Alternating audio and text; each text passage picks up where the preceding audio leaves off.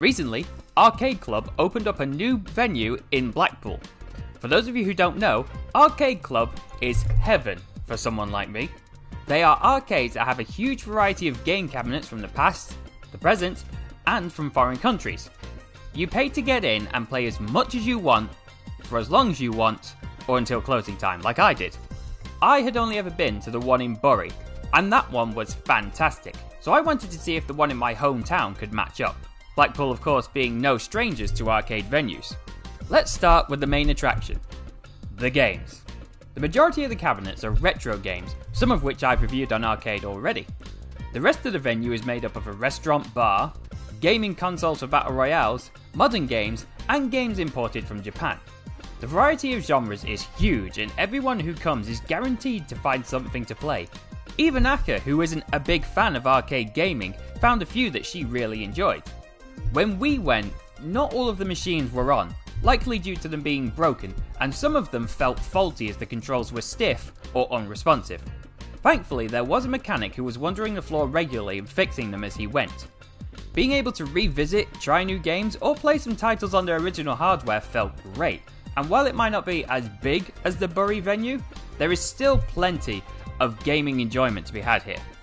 The small 2-floor venue itself is very clean and well organised, so you won't find yourself getting lost in a sea of pixelated mayhem and Mortal Kombat death screams. Everything is easy to find, and any messes were quickly cleaned up by the competent staff. The restaurant is spacious with a decently sized menu with vegan options, so everyone can have good tasting food at a cheap price, and the bar is well stocked with alcoholic and soft drinks. The staff were very polite and friendly, ready to help out if you were having issues with the machine, and if they couldn't sort it, they knew someone who could. Nothing is perfect, however, and I do have some negative yet minimal things to say. First off, the souvenir shop is just a few display cases behind the till with very limited options. Not to say the quality they had is bad. There were coasters, mugs, keychains, what you'd expect to see, but I would have liked to have seen more on offer there. While I do appreciate that there was a single engineer who was working on the machines, and it's true that he may have had other jobs to do behind the scenes, there were some games I really wanted to play, some of which to play with Aka, but they weren't functioning properly during the 6 hours we spent there. That's more of a nitpick than a proper complaint, but I do wish there was more people on hand to keep the machines running as and when needed. Overall, while the Blackpool venue isn't as well stocked or as big as its Bury venue, meaning by default there isn't really much to say about it, by no means is it a bad time.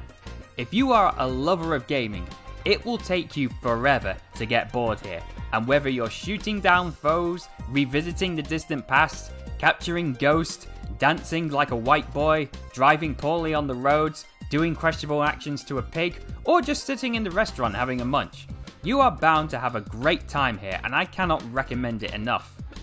I really hope that one day I can somehow arrange it to record and review a bunch of the games in the venue. But until that happens, if it happens, I hope you enjoy what I've made already in the arcade series. And I do hope that if you ever come and visit Blackpool, or if you live there already, that you give the Arcade Club a go. Thanks for watching everyone, and remember you're always welcome at the Spectrum.